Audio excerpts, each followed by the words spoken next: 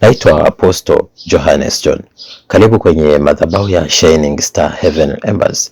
Na leo nataka nikufundishe jambo ambalo litaweza kubadili historia ya maisha yako. Leo tunaenda kujifunza kwa jina la Yesu Kristo mbinu kuu tatu za kukusaidia kusikiliza sauti ya Roho Mtakatifu kwa usahihi. Sio tu kwa usahihi. Nataka nikupe uhakika mtu wa Mungu kwamba Roho Mtakatifu hajajiweka kwa siri kwamba watu wasimsikilize, na sauti ya Mungu hajajiweka ya siri kwamba isisikilizwe, ila watu wengi kwa sababu hatuko makini kusikiliza sauti ya Mungu, ndio maana huwa tunaambulia kutoelewa kitu kinachoendelea kwenye maisha hapa duniani. Leo nataka nikufundishe vitu hivi vitatu vitakusaidia uanze kuisikiliza sauti ya Mungu kwa usahihi, kwa weledi na kwa umakini wa hali ya juu. Kitu cha kwanza kabisa, lazima upende kusoma neno la Mungu, Biblia Takatifu. Biblia Takatifu ndo kitabu pekee ambacho kina nguvu za Mungu. Ni kitabu pekee ambacho kitakutengenezea imani ya kuwa na uhakika kwa Mungu mwenyewe. Kitabu kitakatifu au neno la Mungu ndo njia pekee ya kukupa nuru na uzima. Ndio njia pekee itakuonesha na kukufanya usikilize, kwa sababu ndani ya hilo neno ndimo ulimo kuwemo uzima, na ule uzima ulikuwa ni nuru ya watu ambao ni Roho Mtakatifu. Nayo nuru ya ng'ara gizani, wala giza halikuiweza. Ukisoma kitabu cha Yohana sura ya kwanza mstari wa kwanza na kuendelea mpaka wa 4. Sasa hilo ni neno la Mungu. Jitahidi ndugu yangu unayenisikiliza, usiache kuwa na Biblia, usiache kusoma neno la Mungu. Huo ndio uzima. Ndio maana akasemaje, wali waliopandwa kwenye udongo mzuri walimea wakakua wakazaa, 100, 160, 130. Kwa hiyo udongo mzuri ni nini? Na mbegu ni nini? Mbegu ni neno la Mungu ambayo ni Biblia Takatifu. Udongo ni wewe mwenyewe. Je, unapokeaje lile neno? Unalisoma kutoka wapi? Uko serious nalo kwa kiasi gani? Na unahitaji majibu gani kwenye maisha?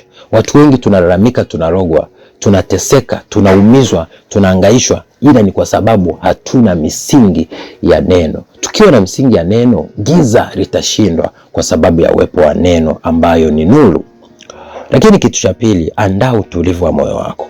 Moyo wako usiwe na papara, usianze kuwaza mambo ya dunia. Ndio maana maandiko yakaweka wazi, usijisumbue kwa jambo lolote, bali kwa kila neno katika kuomba, kusihi na kushukuru haja zako zijulikane tu, kwa sababu yeye Mungu anasemaje?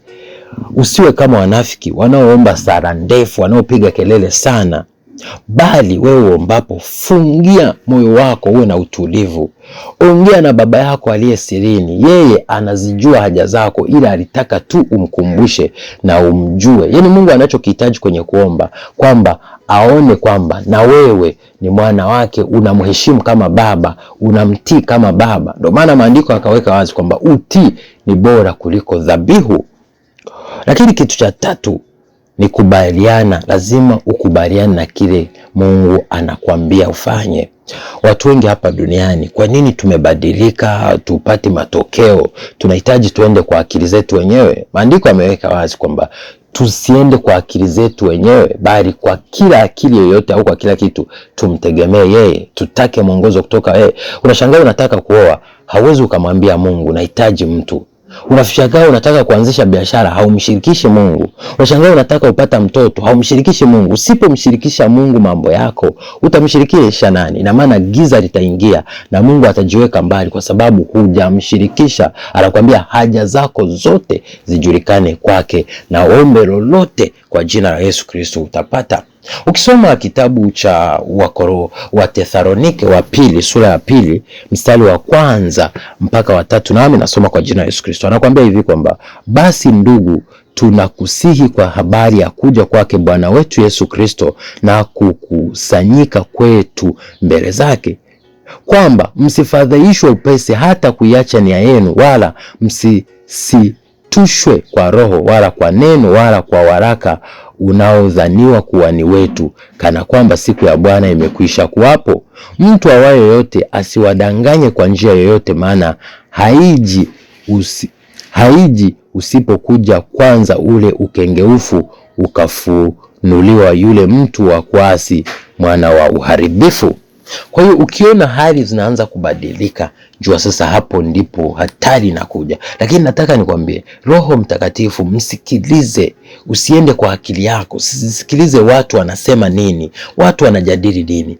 Kaa utulie, sikiliza neno, soma andiko linasemaje, linatoa maelekezo gani, Mungu anasema nini kupitia neno. Hapo ndipo utakapopata ukweli halisia, kuliko kuzurura kila mahali unatafuta unabii. Utachelewa sana hapa duniani. Naitwa Apostle Johannes John, nawapenda sana. God bless you, be a shining star in Jesus mighty name. Amen. Shalom.